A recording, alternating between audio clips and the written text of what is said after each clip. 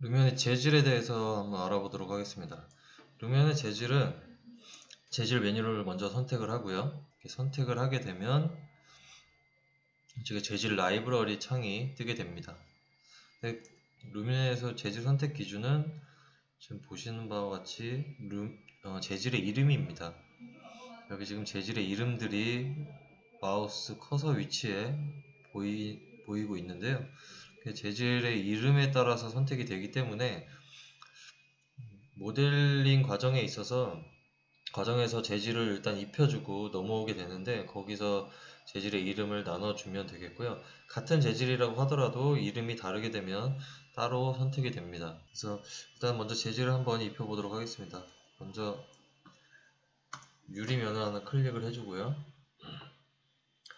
사용자 저장에 유리라는 재질이 있습니다. 이 유리라는 재질을 통해서 바로 유리 재질을 입혀줘도 되겠고요.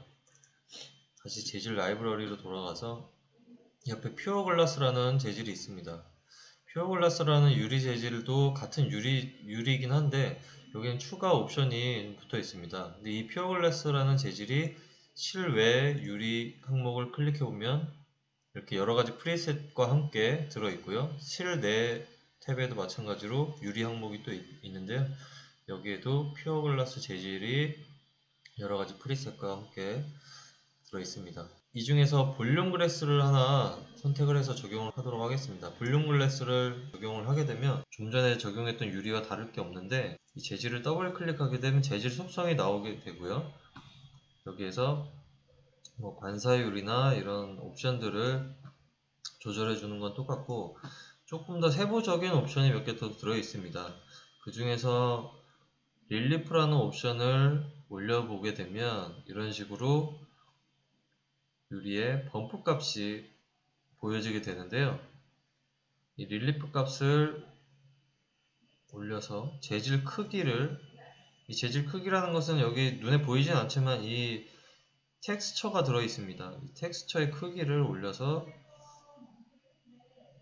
이 정도 주고요. 그리고 릴리프 값을 살짝만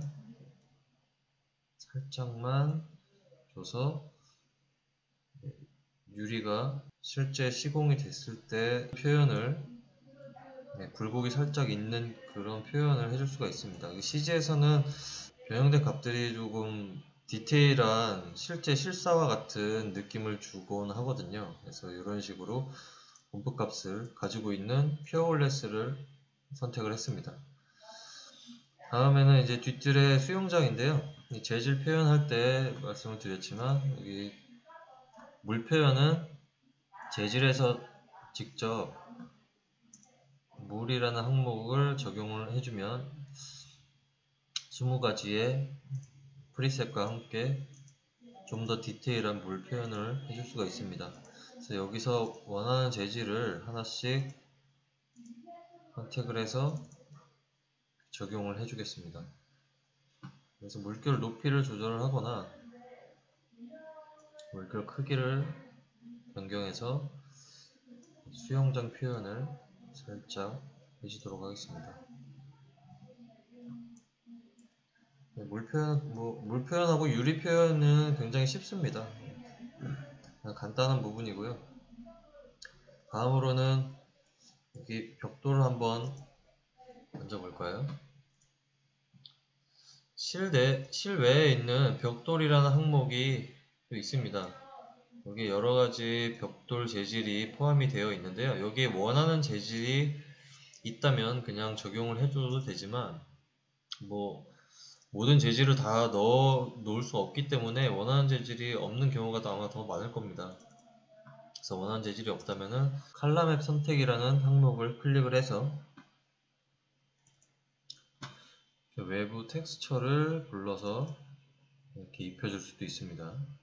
혹은 맨 처음에 사용자 저장이라는 탭에서 기본 재질을 입혀주게 되면 현재 가지고 있는 이 텍스처를 그대로 살리면서 루미온의 옵션 값을 가지게 되는 재질입니다. 그래서 기본 재질을 아마 가장 많이 사용하게 됩니다.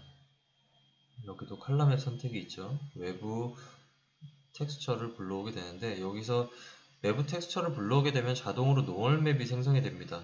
현재는 노멀맵이 자동으로 생성되지 않은 상태이기 때문에 노멀맵 생성이라는 버튼을 눌러서 노멀맵을 생성해 주고요. 노멀맵 생성을 해주게 되면 보시는 바와 같이 입체적으로 표현이 들어갑니다. 방향을 여기서는 바꿔줘야겠죠. 이렇게 릴리프 값을 조절을 하게 되면 이렇게 노멀맵이 가지고 있는 입체감이 조금 더 도드라지게 됩니다. 낮추면 평평하게 표현이 되겠죠. 그리고 여기서 재질 크기라는 것은 지금 초기값으로 되어 있는데요. 이걸 변경을 하게 되면 직접 수동으로 변경을 해줄 수가 있습니다. 재질의 크기를 직접 만들어 주거나 혹은 초기값으로 되돌릴 수가 있습니다. 여기 밑에 있는 확장 설정 메뉴에 대해서 한번 알아보도록 하겠습니다.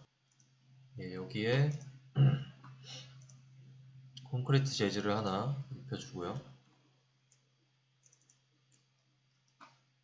밑에 있는 확장 설정 메뉴 중에 풍화라는 옵션을 통해서 풍화 작용이 일어난, 즉 세월이 지나서 좀 때가 묻거나 스크래치가 생기거나 하는 등의 풍화 작용을 표현해 줄 수가 있습니다. 이런 식으로 슬라이드 바를 움직여서 간단하게 적용을 해줄 수가 있습니다. 그리고 또 모서리라는 기능을 통해서 모서리 면을 부드럽게, 너무 날카로우니까 살짝만 모서리를 부드럽게 만들어 주고요. 그리고 옆에 있는 나뭇잎이라는 메뉴가 있는데요. 이 나뭇잎이라는 맵을 통해서 담쟁이 효과를 적용해 줄 수가 있습니다. 이런 식으로 나뭇잎을 올려줄 수가 있고요. 그리고 이쪽 건물에 잔디 표현이 되어 있는데, 지금 이쪽 바깥쪽은 지형 잔디를 지형 학습을 할 때 지형이라는 잔디를 입혀서 지형 속성을 가지게 만들었죠. 이쪽에는 조금 더 디테일하고 지형 속성을 가지진 않지만 3D 잔디라는 재질을 입혀주도록 하겠습니다. 3D 잔디는 9버전에 새로 나온 재질인데요. 조금 더 다양한 잔디를 표현해 줄 수 있습니다. 그리고 결과물도 훨씬 눈에 띄게 좋아졌고요. 그래서 이 잔디 중에 원하는 잔디를 선택을 해서 적용을 해주겠습니다. 재질 속성을 보면은 여러가지 속성이 있지만, 여기서 컬러맵 선택이라는 또 속성이 있네요. 컬러맵 선택이라는 속성을 통해서 외부 텍스처를 직접 불러와서 적용을 해줄 수도 있습니다. 이 잔디, 3D 잔디와 마찬가지로 실내에 퍼 재질을 한번 입혀볼 텐데요. 자연 탭에 퍼라는 재질이 있습니다. 3D 모피 재질을, 3D 털을 표현해주는 재질입니다. 여러가지 프리셋 또는 외부 텍스처를 마찬가지로 불러와서 이렇게 적용을 해줄 수도 있습니다. 그래서 전체 재질을 한 번씩 바꿔보도록 하겠습니다.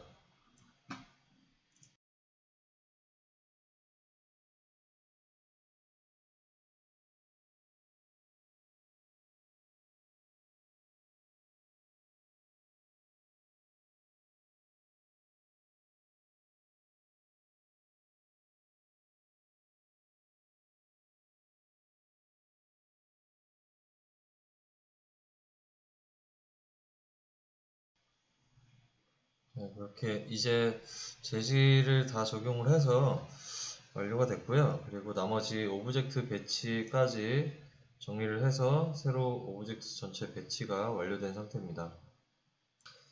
다음에는 라이팅에 대해서, 루미온의 라이팅에 대해서 한번 알아보도록 하겠습니다.